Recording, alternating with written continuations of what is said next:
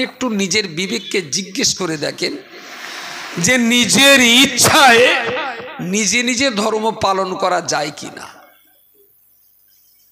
আজকে এখান থেকে বাড়ি যে শুয়ে পড়ে 10টা মিনিট ভাবুন, 10টা মিনিট, যে আমি ধর্ম করব না করব না।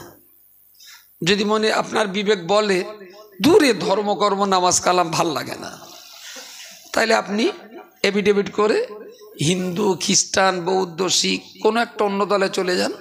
কেউ আপনাকে আর নামাজ পড়তে বলবে না। বলবে কেউ? সবাই জানবে ও ইসলাম থেকে বেরিয়ে গেছে, ওর ওপরে আর ইসলামের কোনো দায়িত্ব নেই। আপনি চলে যান, স্বাধীনতা আছে তো। আপনি যদি মুসলমান থেকে বেরিয়ে যান, কেউ কি আপনার মারবে না বকবে না খুন করবে? কিচ্ছু বলবে না, আপনি চলে যান। আর যদি কখন গরু খাবার বড্ড লোভ হবে, এরকম সবাই এসে একটু বসবেন, আমরা বসতেই দেবো, অসুবিধা নেই। কিন্তু ইসলাম থেকে আপনি বেরিয়ে যান। অযথা ধর্মের ভিতরে থেকে ধর্মের কাজ পালন না করার কারণে আপনার মতো মানুষদের জন্য ইসলাম বেশি কলঙ্কিত হচ্ছে, ভীষণ কলঙ্কিত হচ্ছে।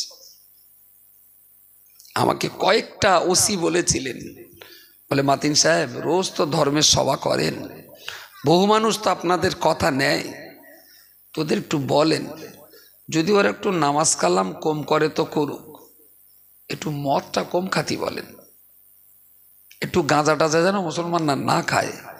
বলছে ঠেঙ্গে ঠেঙ্গে আমরা আর পারি না, কত ঠেঙ্গাবো বলেন? বলে আমরা তো পশু না, আমরাও তো মানুষ। মা ওষুধ কিনতে টাকা দিয়েছে, সেই টাকা দিয়ে গাঁজা খেয়ে টলতেছে। পুলিশ বলছে, পুলিশ বলছো গাঁজা খেয়েছে তার জন্য মারতাম না, কিন্তু ওর বুড়ো মারা ওষুধের জ্বালায় কাতরাচ্ছে, আর ও মার ওষুধ না কিনে সেই পয়সা দিয়ে নেশা করেছে। বলছে মাতিন সাহেব মারধর করা না আইনে নিষেধ, মারতে নেই, আইনে নিষেধ আছে, আসামিদের মারা যাবে না। কিন্তু বলুন তিনি এই চোখি দেখার পর এই কষ্ট কতক্ষণ সহ্য করো? বউ টাকা দিয়েছে স্বামী রাতে, বাচ্চা 5 থেকে 6-এ উঠবে বা 8 থেকে 9-এ উঠবে, একটা সাকসেস বই কিনতে শালা 235 টাকা দিয়ে 3 গ্লাস টুল্লু খেয়ে বাড়ি গে বই কিনিনি। সে বাড়ি গেছিস শুয়ে ঘুমো, সেই তর্কে বউটার আবার দেশে পেটা। বউ সহ্য না করতে মেম্বারে বলেছে, মেম্বার পুলিশে বলেছে, পুলিশকে ধরে এইবারে দুয়ারে কেলানি, মুদাম কেলানি দিচ্ছে বাড়ি এসে। পুলিশ বলছে আমাদেরও না মাতৃ দয়া হয়, আমরাও তো মানুষ, আমরা তো আর পশু না। কিন্তু এইরকম ক্ষেত্রে বলেন তিনি কতক্ষণ না মেরে ভালো থাকা যায়? একটু ধর্মসভায় সবাই বলেন ওরা যেন চুরি, ডাকাতি, খুন, রাহাজানি, ধর্ষণ, তারপরে মদ, গাঁজা, জুয়া এইগুলো একটু কম করুক। ধর্মতে এইগুলোই বলে আমাদের। আপনি বলেন ধর্মটা কি? যাতে দুনিয়াতে আপনার সংসারে শান্তিতে আপনি থাকতে পারেন, তাই তো ধর্ম, সেইটা তো ধর্ম। আমাদের এই চালটা মনে করেন এটা একটা মাচা, নিচে এখানে দুটো সিম গাছ, ওখানে দুটো পুঁই শাক, ওখানে একটা লাউ গাছ, ওখানে একটা কুমড়ো গাছ, 4-5 জায়গায় দিয়ে এবারে মাচায় তুলে দেওয়া হবে। তো এই মাচায় তোলার জন্য আনে, এরা তো লাভ মেরে তো আর মাচায় উঠতে পারে না, প্রত্যেক দিন একটু একটু বাড়ে। এরা যাতে মাচায় উঠতে পারে তার জন্য একটা করে ধরা বলে কুঞ্চি বা পাকাটি বা এই জাতীয় কিছু পুঁতে দিয়ে ওরে ধরা দেওয়া হয়। আর ওই ধরায় আস্তে আস্তে আস্তে আস্তে কোথায় ওঠে? মাচায় ওঠে।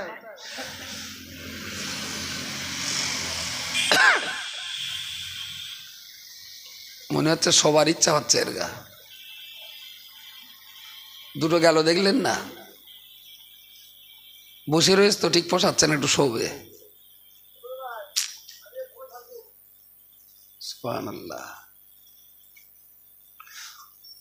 না তোমরা এতক্ষণ মেরাজে ছিলে, বলো আল্লাহর সঙ্গে দিদারে কি কি হলো তোমাদের? এস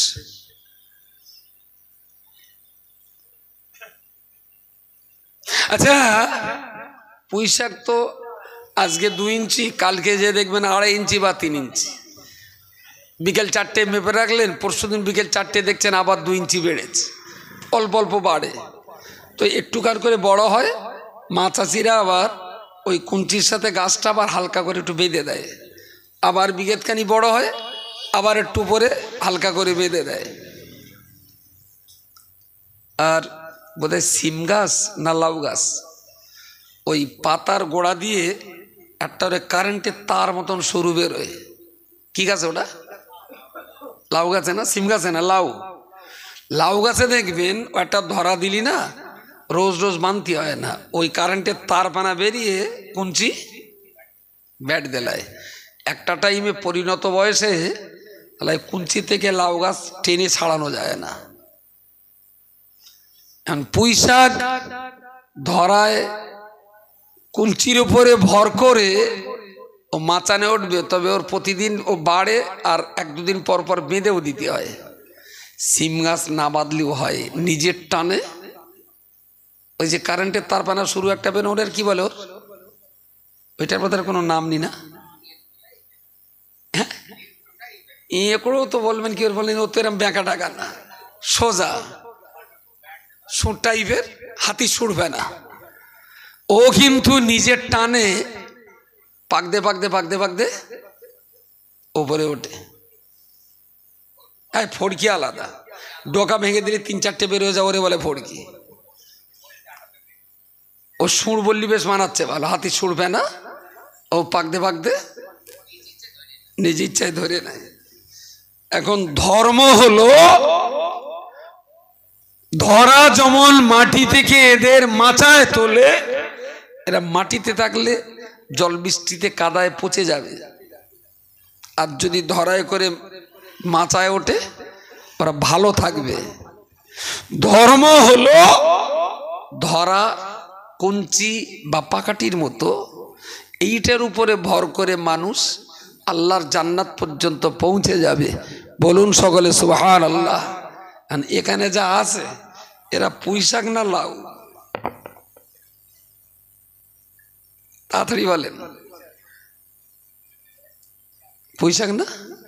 কারুর একটু নিজের ইচ্ছা হয় না যে আমি একটু নিজের টানে নিজে একটু জড়িয়ে জড়িয়ে উপরে উঠি, সব শালা পুঁই শাক। ওর মা জানাজা হবে, সেও মৌল সাহেবকে পড়িয়ে দিতে হবে, বাড়ি একটা কচি হবে, সেও গ্রামের মুয়াজ্জিনকে আজান দিতে হবে, ওর সবরাশির শবে বারাতের গন সেও হুজুরির গিয়ে কলমা পড়িয়ে দিতে হবে, কোরআন পড়িয়ে আসতে হবে, নানির কলমা খানি সেও মৌল সাহেবকে দোয়া করতে হবে, সব দায়িত্ব মৌল সাহেবের। এরপরে হয়তো আঙ্গা গোলাম হোসেনের ডেকে গ্রামের লোক বলবে তোমার তো বেতন 7,000 টাকা, ওইটা 6,000 বেরিয়ে 13 করে দিচ্ছি, আমরা মরার পরে কবরে গিয়ে সওয়ালের জবটা তুমি একটু দিয়ে আসবা। বুঝতে পারেননি? বলবো টাকা দিচ্ছি তুমি একটু দিয়ে আসবা। গোলাম হোসেন দেখলো সারা ও তো ফিরতি তো আর পারবে না, আমি পড়িয়ে বাড়ি আসবো। আর এরাও তো বুঝতে পারবে না যে খালু গোলাম হোসেন যা বলিয়ে দিয়েছে তাতে তুমি কি বেঁচে গেছো। যে একবার যায় সে তো আর ফেরবে না, বলেন, ও তো এই পর্যন্তই। তা ধর্ম এরা পালন না করে করে যা অলসগুটি হয়ে গেছে, এরপরে সব দায়িত্ব ইমাম সাহেবের ঘাড়ে ছেড়ে দেবে, জোটাও তোমার দায়িত্ব। আর হাসরে যখন বিচারের জন্য আল্লাহ ডাকবে, আমরা বলবো গোলাম হোসেন, গোলাম হোসেন সেদিন আমরা পার করে জান্নাতে যাবে। এই হচ্ছে আমাদের ধর্ম পালন করার বৈশিষ্ট্য, চরিত্র আর আদর্শ।